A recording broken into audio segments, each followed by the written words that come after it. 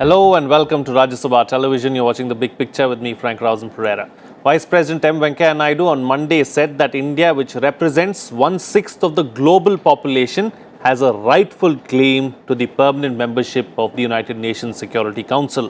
One of the key historic reasons for India's quest for a permanent seat at the UNSC was to ensure protection of national interests in crucial diplomatic moments when the organ takes up issues such as Kashmir. Delivering a joint G4 statement on behalf of Brazil, Germany, India and Japan, India's permanent representative Syed Akbaruddin in 2016 stated that the grouping was eager for a forward discussion on UNSC permanent membership and reforms. Diplomats have blamed China for having quietly carried out a campaign to stop India's efforts at the UNSC. Veteran diplomats have said that the latest UNSC meeting on Kashmir, which was convened following an initiative from China, showed that India will have to show more stamina to stop China from using the organ against India's interest. The issue of expanding the UNSC and the text-based negotiation is expected to be taken up yet again in September when the UNGA session takes place. On this edition of The Big Picture, we will analyze UNSC reforms and a permanent seat for India. Joining me on the program today are Harshvi Pant, Head Strategic Studies, Observer Research Foundation, Pramit Pal Chowdhury, Foreign Editor of the Hindustan Times, and Anil Trigunayat, former Ambassador. Thank you to all my guests for joining me on this edition of The Big Picture. Ambassador, I'd like to begin the program with you. What are your thoughts on India being a permanent member of the UNSC? Well, we should have been a permanent member quite some time back. And India deserves, and what the Vice President said is 1/6 of the world population. And it is not only the population. India has been a founder member of the United Nations. And we have been always respecting the institutions, participating in the institutions, and always supporting the United Nations as an institutions, so that it just doesn't remain a talk shop as some countries do it. But at the same time, we know that it is not an easy job in every country. Each of the countries that are aiming to become part of the high table have certain countries that are opposing them. India is opposed by China and Pakistan. Germany is opposed by UK and France. And Brazil is opposed by Argentina. And like that, all the 4 countries which are the key members. Then the African countries, they haven't come up with their candidates, 2 candidates. So there have been a lot of discussions going on. But personally, I feel that India has to continue to make the efforts, and there is a broad consensus that India needs to be there. Japan needs to be there because they are funding the United Nations quite a bit, substantially. But at the same time, not just funding, India sends several not troops India, as well. I'm talking about Japan, yes. Essentially. But India, of course, in the peacekeeping, India has been a leader in the peacekeeping operations, and again upholding the UN principles and credentials there. But what happens is India is also a major, big economic emerging power. Now, India has generally followed an independent foreign policy that very often is not seen by those powers who are sitting, those 5 members, in sync with us, what we want, and some, because we independently behave sometimes. Whether it was the bombing of Libya in the recent past, I mean, we opposed it in the first place and then finally abstained on the vote. So they know it whenever India is there. India has a voice, India has a following. But today, if you come to see, India's clout in the United Nations has increased substantially. Whether it was the election of the Indian International Court of Justice, where the British candidate was for the first time, there is no British judge on the ICJ. Or for that matter, it was International Day of Yoga, which was 177 countries, the first time, and several Muslim countries have done that. So wherever we have tried to take a lead, we have succeeded in the recent past. And India is trying to provide that kind of a lead. And I hope that a critical mass will eventually occur. But let's not be in any doubt that none of the P5 countries, France has recently said that it is a strategic need that India should be at the high table. But at the same time, whether it's US, whether it's Russia, whether it's China, all of them have their own angularities. Absolutely. When it comes to expanding the Security Council. Other reforms may perhaps succeed earlier. Right. So they wanted to continue to be an exclusive club of just 5. All right. Pramit Pal Chowdhury, so India is not alone, like the ambassador just pointed out. There are three other countries as well. Brazil is one of them, Germany and Japan, who want a permanent seat at this particular table. Are the claims made by these four countries justified? Do they deserve a seat at the table? Well, the thing is that over time, when the original G4, group of four nations, as you mentioned, was created in the mid-2000s and the campaign began, by the end of the first round of campaigning over about 3 years, India realized, and I remember the then Foreign Secretary actually was briefing us on this. He said that we began with the belief that India was actually the weakest of the four candidates in terms of its support. By the end of the campaign, we realized actually India was the strongest candidate. The problem is that the candidacy for both Germany and Japan has actually declined since then. In Japan's case, they have a basic problem that both their economic clout is declining, and China's opposition to Japan is now almost fanatical. I mean, China has basically said that if there's one country we will never allow into the Security Council, it is Japan. And in fact, in private, Chinese diplomats have actually urged India, leave the G4 and perhaps then we can consider supporting you. But as long as you're part of the G4, we cannot support Japan. Germany, as is mentioned, Spain and Italy in particular have taken great objection to Germany's inclusion. And Germany's economic clout has also been declining within Europe. There's a lot of opposition in Africa and Latin America and Arab world to an additional European power. They said that why should Europe of all continents have now 3 Security Council permanent seats? That makes no sense. And at one point, which was true in the mid-2000s, there was talk of a combined European Union seat. But now with Brexit, that's obviously dead. Britain will not surrender its seat because it is one of its few remaining sources of international prestige. So in that case, France would have to merge its seat with Germany, which France is unwilling to do as well. So the European case, therefore, is very difficult to sell overseas.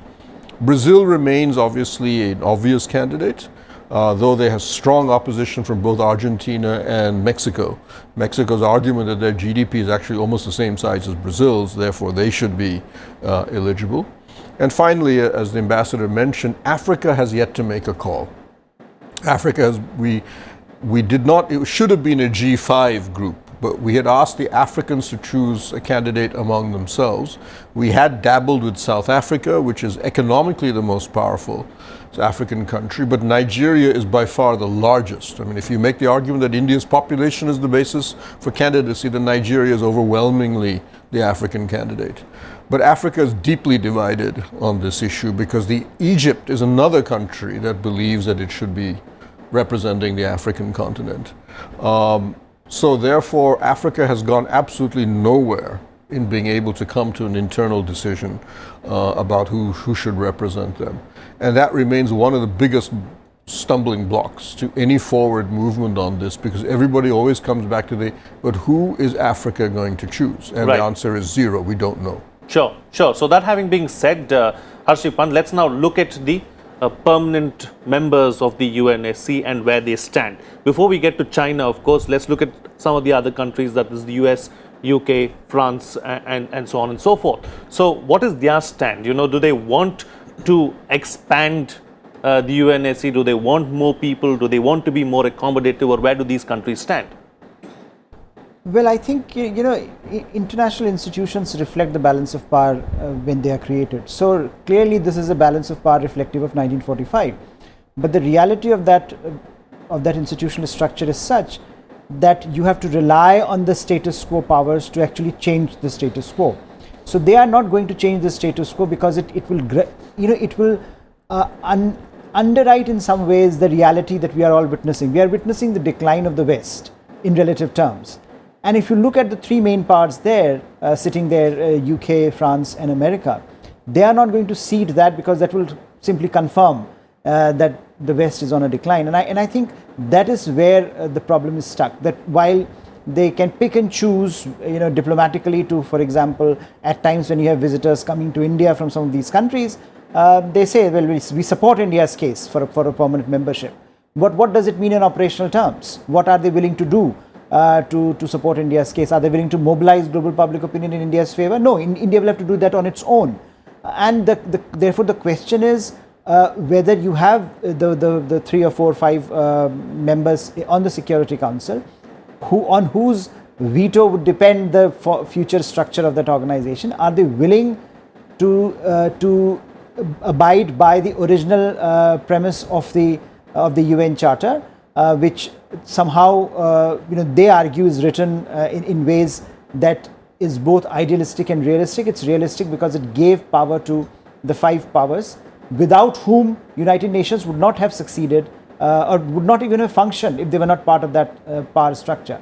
So clearly now we are at an inflection point where the global power hierarchies are changing, and therefore there is an expectation that those who are on the decline would give up. But we know if you know our history correctly, we know that losing sides or losing powers or declining powers don't give up that easily. So how do you manage this transition? I think that's where the debate is stuck. There is again process has become more important than the reality. Absolutely. So we keep on talking about how many times this issue has been discussed and what kind of procedures are involved within the UN system, how many committees have recommended how many times that it should be reformed. But I think this would be the most difficult part of the reform agenda. UN has reformed over the last few years, but this will remain a reform which I think will belie us for some time at least. Okay, all right. Taking the discussion forward now, let's look at China's role, Ambassador, and how China has been scuttling India's efforts at the UNSC. Well, China has very clearly, in its own perception, has equated India with Pakistan.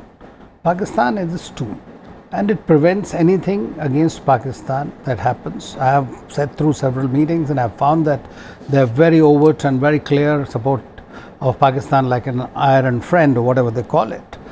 But at the same time, the most recent incident was when China, at the behest or besiegement of Pakistan, called for the informal consultations. And that shows the need that if you are not in the room, you keep getting bashed.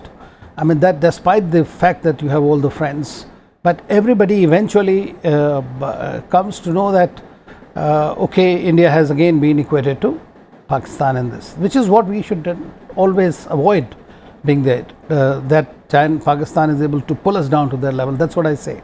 Now, China takes that stand and it tries to keep it as if it is going to create some kind of a problem. And in the United Nations, it has the vote, so you cannot go against it. It will always stop it.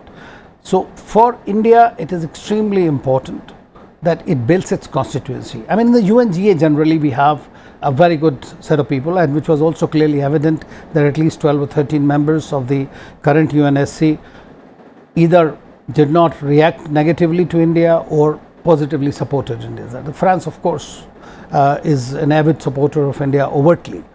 The Americans sometimes say the biggest country with biggest population should be there, or the Brazil they might mean in some place, or they might mean Japan. They obviously support. China does not support either Japan or India. So their phraseology which they use is very interesting, which the Chinese use. They would not say we don't support India. Similarly, the Russians, when they come to supporting, they say yes, we want India to be there. But then the process, as Mr. Pant said, the process is what is very important. So once you get going in the process, the takeaway point is that at the end of the day, none of them want to expand the table. Sure. That's precisely the case. They want everybody to get entangled into these webs.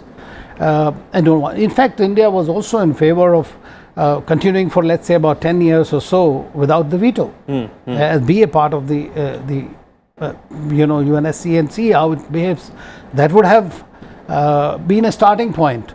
But that again, there are many problems within this, with the groups, different groups. L77 coming on the text-based negotiations, then somebody won't agree. Like, for example, out of the 122 countries who have given their comments on the negotiations or the text, 113 support the reforms. Absolutely. including that of the UNSC. Sure. So we need to continue to work on it, but it is going to be a little bit of a long haul. Yeah, it's going to be a long process, but we need to continue to keep chipping away at that and, trying to do our best. All right. So, Pramit, as far as this whole China issue is concerned and looking at what China has done in the recent past, especially calling for this closed door meeting, of the UNSC as far as Kashmir is concerned, is it now time for India to look beyond the Wuhan warmth and start giving it back to China? Say the Wuhan warmth was always understood to be effectively a temporary truce. It's not that Wuhan was very clear. In fact, by calling it an informal summit, it was understood that India and China would not really address any of the differences and problems that face them, including the question of the Dalai Lama succession, the border disputes, and or even the issue of Pakistan or anything else. So Wuhan was effectively China and India agreeing that after the Doklam crisis, they would agree to lower the temperature of a relationship that was deteriorating rather rapidly.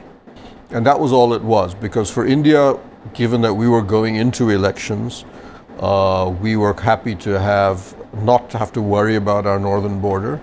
And for Xi Jinping, because he was then in the beginnings of what is still continuing to be a very nasty trade war with the United States, he didn't want to have his southern flank, if you wish, open up in front of him. And you'll notice that Xi Jinping did exactly the same thing with Japan at the same time. He then basically went to Japan and said, please, temporary, I'm not settling Senkaku Island dispute, but I want to lower the temperature. He allowed Shinzo Abe for the first time to have a summit meeting on Chinese soil, and so on. So the Wuhan spirit was never about the two countries getting along. It was just about the two countries agreeing not to get into each other's hair. That will continue, in my view, partly because we in India have other problems on our hands that we still wish to focus on. Kashmir, with now a new massive shift in our policy, we have certain economic concerns that we need to settle. China has still the same problems. They still have now they're worried about their economy. They still have a problem with the United States. So they're not interested in getting into anything. But keep in mind that even during the spirit of Wuhan, we effectively had a proxy war, not proxy war, but a proxy struggle in the Maldives and in Sri Lanka, right, and in other places where effectively we tried to overthrow each other's governments there on the basis of who they were aligning with, and there were a number of other, sort of say, lesser known struggles between India and China. So the relationship is not particularly strong, and so obviously something like UNSC is on a completely different level of trust and convergence, which simply doesn't exist. Right. What I think is interesting right now when it comes to Pakistan, Pakistan's GDP in dollar terms now is less than the city of Mumbai. Okay, this is a country that's 1/10 of our GDP and falling further and further behind. China is now finding it increasingly difficult to keep bailing this country out, because it's like a black hole. You put in $10 billion, it just disappears, and they're right back to square one 12 months later. And it was interesting that it was the Chinese who told the Pakistanis, you have to go to the IMF and take the hard medicine that IMF is going to force on you, because we just can't keep paying for your country. Right. So the Chinese now keep talking, when they come to about Pakistan, it's partly, yes, this is our all-weather friend, and therefore we have to support them. But it's also, can you please have a dialogue with Pakistan, give them a break. So, a very unusually Xi Jinping, when they met in the last summit, Xi Jinping actually went off the agenda and said, why don't you consider a dialogue with Pakistan? Even though he knew that Modi would have to say no. Right. But he still tried to make that plea, very unusually for a Chinese leader. And it continues to be something they keep asking privately, why don't you consider something, anything with Pakistan, just to take it easy on these poor fellows. Just to take the heat off, basically. Take the heat off of them, yes. Yeah, all right. So Harshvi Pant, how do we deal with China's efforts to continuously try and rake up issues after issue at the UNSC? Well, I think we have to somehow, especially after what has happened in Kashmir recently, we should expect that this would happen. We should, we should expect that this will continue for a while, because after all, this is this issue lies at the very soul of Pakistan's identity. So if Pakistan will make a hue and cry, and Pakistan will expect its friends to take its, to support its cause in the UN Security Council. But I think the realization that China is more or less isolated in the UN Security Council is something that if you keep on doing that again and again to China, they come to a conclusion that they can only do so much. Remember, Hafiz Saeed happened after a while.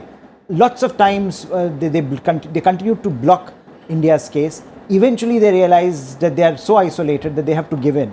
So I think at some, a time will come when perhaps this would also happen. But as I think Pramit mentioned interestingly, that how can China continue to equate India and Pakistan in a context that's so radically altering and so rapidly altering in front of your eyes, that if you need to retain diplomatic agility, you need to find ways of finding some traction with India.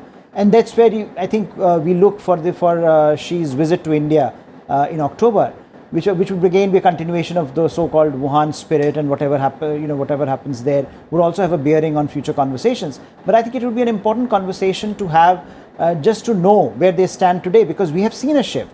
We are looking at that shift, and this shift is happening because Pakistan is on the verge of an economic collapse. This shift is also happening because China is feeling the pinch of the economic conflict that it is facing from the US. So there are lots of things happening within China. There are lots of things happening as far as Sino-Pak relationship is concerned.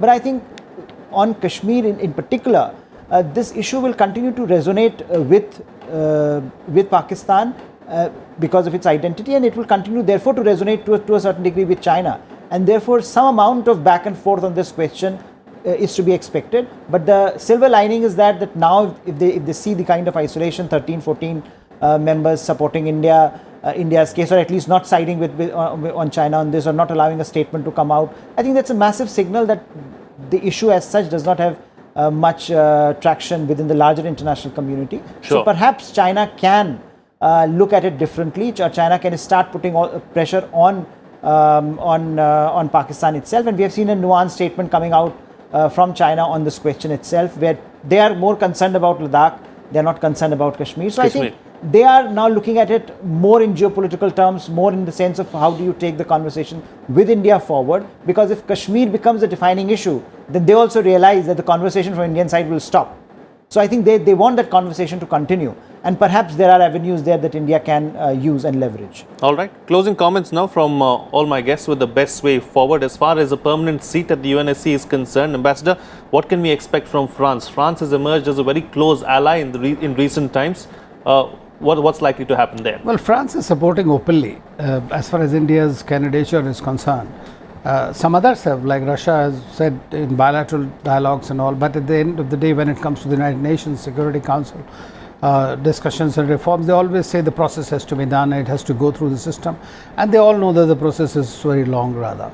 China will continue to oppose India and probably will be the last one to agree in the end. The Americans play up different games. I mean, they would also know, and I think in the background, even though they admit that India could be there, but they would like India to be the right side of them, sure, rather than having independent.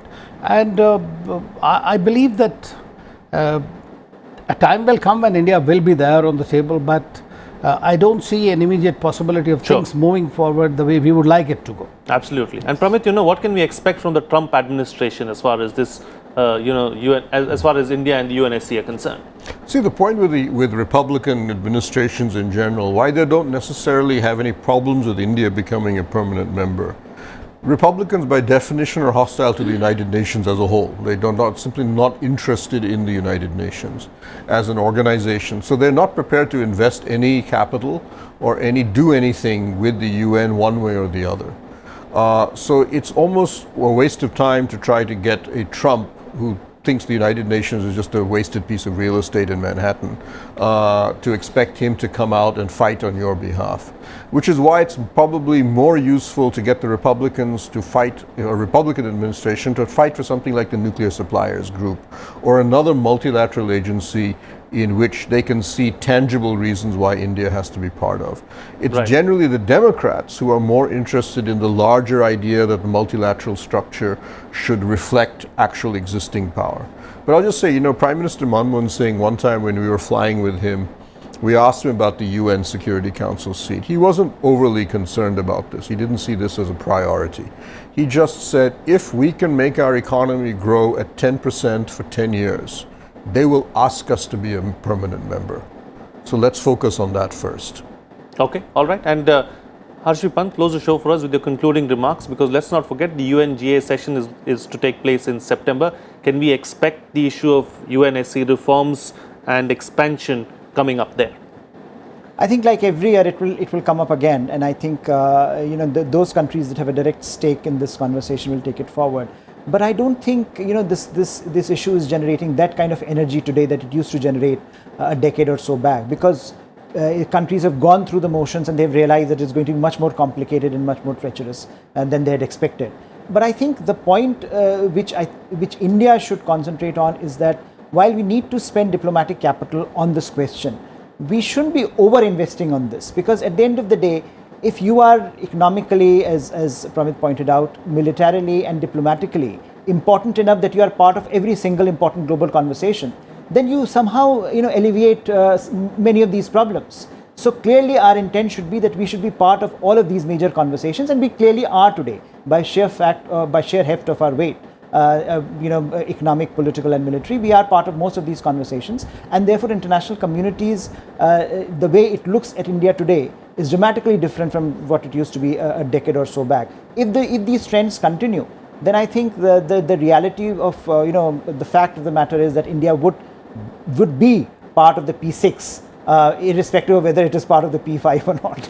All right then. On that note, we'll call it a wrap on this edition of The Big Picture. Thank you to all my guests for joining me on the program and putting things into perspective for us. That's it on this edition of The Big Picture. See you again next time.